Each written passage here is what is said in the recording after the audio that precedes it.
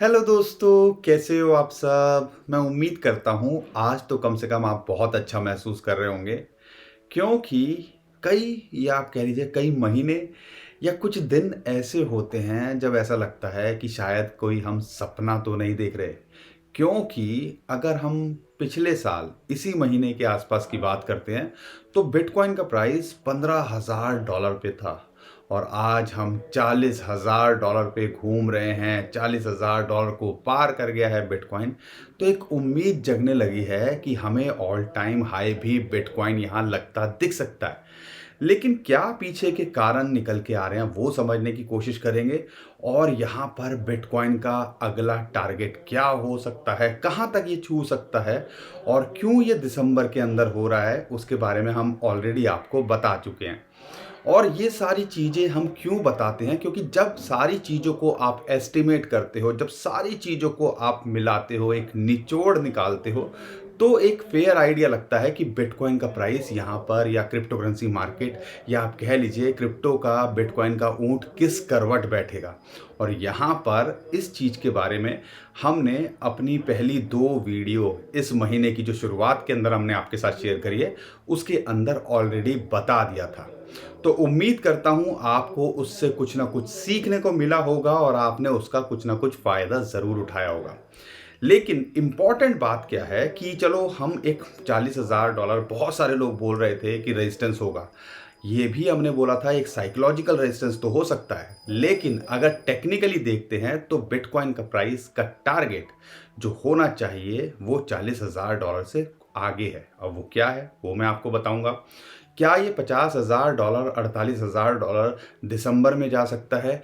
और एक report research जो सामने निकल के आई है उसके हिसाब से बिटकॉइन का प्राइस अप्रैल से पहले $60,000 और अगर आप बात करते हैं अप्रैल की बात ना करके 2024 की बात करते हैं, जो 2024 के एंड में हो सकता है आपको ये $1,25,000 तक भी देखने को मिले।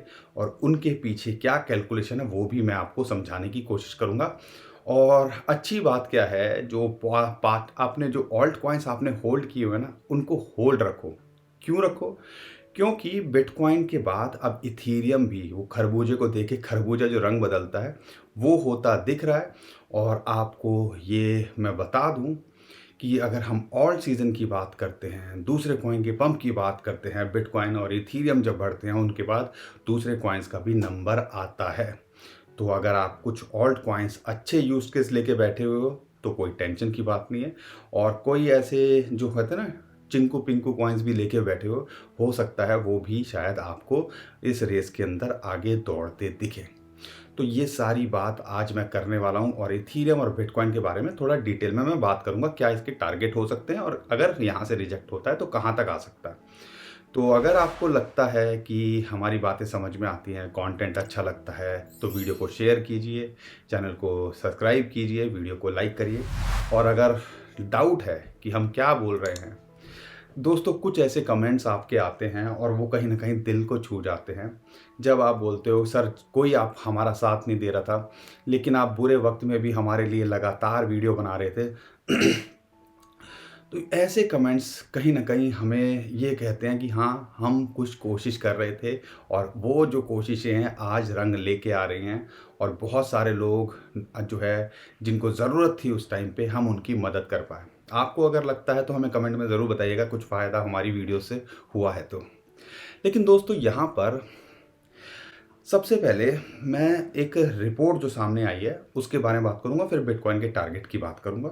यहाँ पे अगर हम बात करते हैं matrix port technologies, matrix port की एक रिपोर्ट निकल के आई है और उनके हिसाब से देखो उन्होंने एक कैलकुलेशन ली है कि जो जो अब 2024 है ना वो बिटकॉइन के लिए एक अच्छा जो है ईयर हो सकता है। और वो क्या कैलकुलेशन है, उन्होंने 2 कैलकुलेशन लगाई हैं। जब भी बिटकॉइन हाल्विंग होती है तो हाल्विंग से पहले जो है यूजुअली जो माइनर्स होते हैं वो जो अपनी जो सेलिंग प्रेशर बनाते हैं, क्योंकि उनको माइनिंग जो करते हैं उनको बिटकॉइन सेल करने पड़ते हैं ताकि अपना खर्चा वर्चा सब निकाल सके।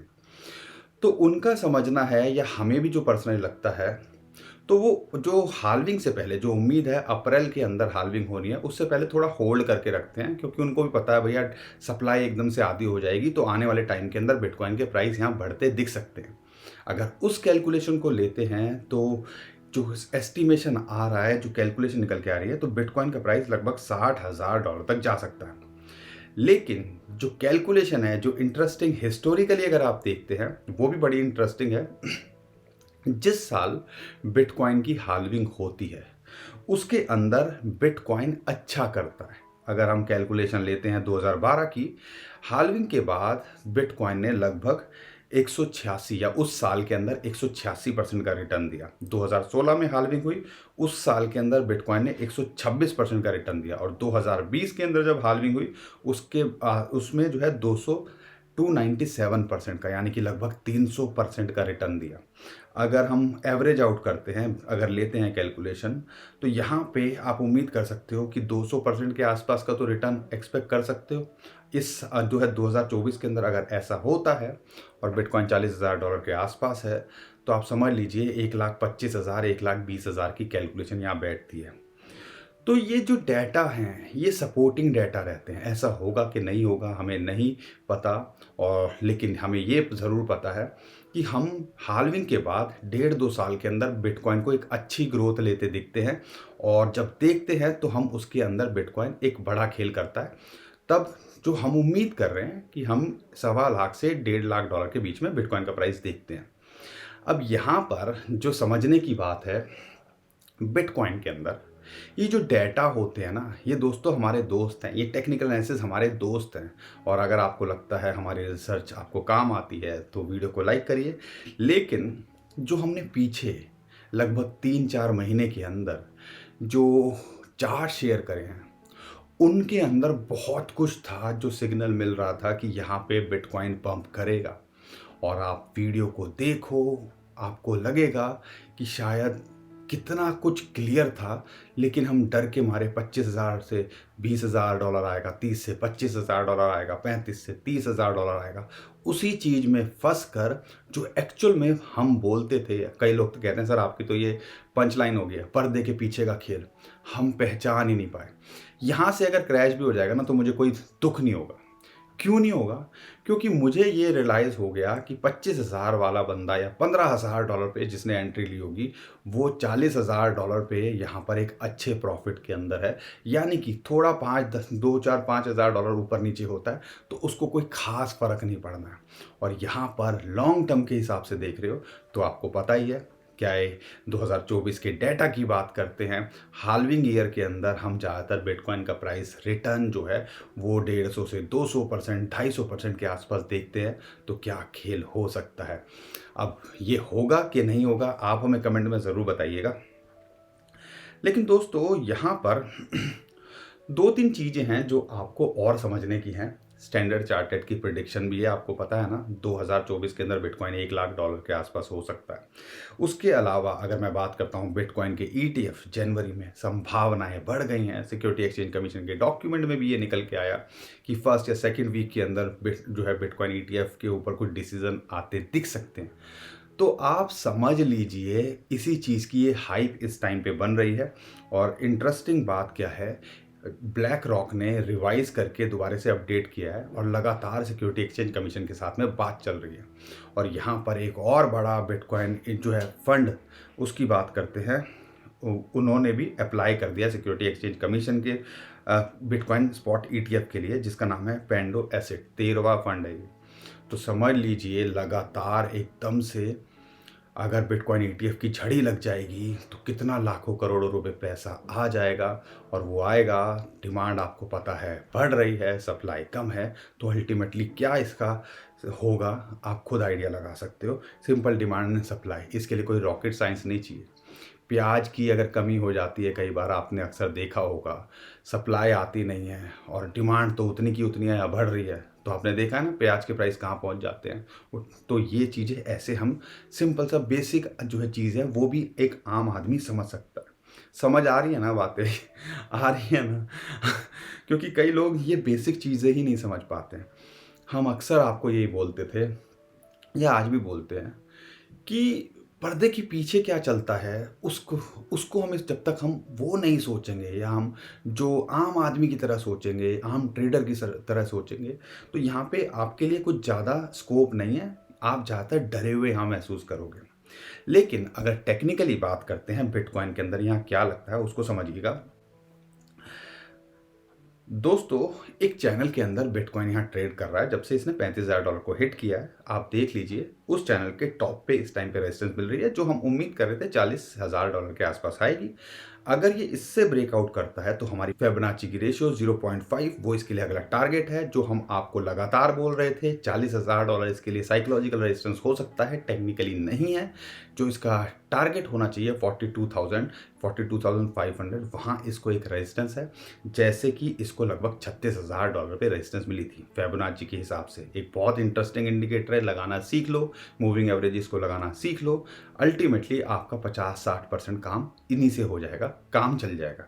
अगर इसके ऊपर जाता है तो आप समझ लीजिएगा, तो फिर एक और बुलिश सिग्नल मिलता है। जैसे 36,000 के बाद इसने कुछ भी टाइम नहीं लगाया ना $40,000-41,000 जाने में, तो हो सकता है हमें वो जो है लगभग $45,000 से $48,000 फिर टाइम ज़्यादा टाइम न लगाए। लेकिन कंडीशन यही है, स्ट्रॉन्ग अगर सिग्नल देखना है तो वीकली और मंथली कैंडल उसके ऊपर क्लोज होनी चाहिए। तो ये टारगेट आप दिमाग में लेके रख सकते हो। और अगर प्रॉफिट बुकिंग के लिए बात सोच रहे हो तो यह आप टारगेट की सोच रहे हो तो वो लेवल हो सकता है। इंटरेस्टिंगली यहाँ पे दो सपोर्ट इस टाइम पे निकल के आ रही हैं। एक है लगभग $37,000 या आप कह लीजिए $37,500, और एक सपोर्ट है लगभग $36,000 या $35,800। ये दो लेवल पे अगर आप एंट्री बनाना चाहते हो तो अच्छी एंट्री लगभग $36,000 के आसपास यहाँ मिलती है। अगर मौका आए तो यहाँ बनाने की सोचिएगा। अगर नई फ्रेश एंट्री देख रहे हो तो भैया थोड़ा सा आप लेट हो, इंतज़ार करना ही ज़्यादा बेटर आपके लिए रहेगा। लेकिन इथीरियम की बात करते हैं। इथीरियम के अंदर क्या चल रहा है? इथीरियम को अगर आप देखोगे, गोल्डन क्रॉस जैसे बिटकॉइन के अंदर हुआ था ना, इस टाइम पे वैसा ही कुछ कुछ इथीरियम के अंदर हमें देखने को मिला। और ध्यान रखिएगा, बिटकॉइन के बाद में इथीरियम पंप करता है और उसके बाद फिर हम लार्ज कैप के अंदर और फिर स्मॉल कैप के अंदर पंप होता दिखते हैं। इंटरेस्टिंग बात क्या है, जैसा हम उम्मीद कर रहे थे, यहाँ पे ये सही चल रहा है। लगभग $2,200 ये पार कर चुका है। और इस टाइम पे हमें जो इसके टारगेट लेने हैं, अगर आप देखते हो फिबोनाची के हिसाब से सिंपल भी रखते हो इसको, तो लगभग $2,375 से $2,400 इसका पहला टारगेट होना चाहिए, और दूसरा लगभग $2,900 तक ये टारगेट लेके चल सकते हो शॉर्ट टू मिड टर्म के अंदर। और अगर सपोर्ट के लिए देख रहे हो, लगभग $1,930 और एक $1,750 के आसपास इसको यहाँ सपोर्ट मिलती है। इथीरियम के अंदर ये कर सकते हो। बाकी 100 बात की एक बात, अगर आपने अपने ऑल्ट कॉइन्स होल्ड करके रखे हुए हैं, जो यूज केस हैं, जिन्होंने बहुत मौका दिया माल बटोरने का, अगर आपने वहाँ सही टाइम पे बटोर लिया है, या अभी भी जो कॉइन्स बड़े डिप में हैं, हमारे दिसंबर की लिस्ट भी देख लीजिएगा, हमने कुछ जो है कॉइन्स की लिस्ट रेगुलरली शेयर करी है।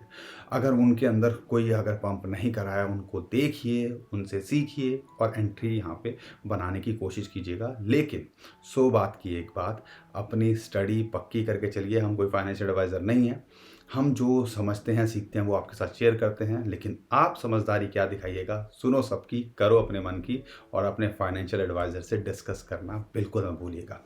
लेकिन ये जो कुछ दिन होते हैं ना, ये कुछ दिन बहुत कम हमें मौके देते हैं।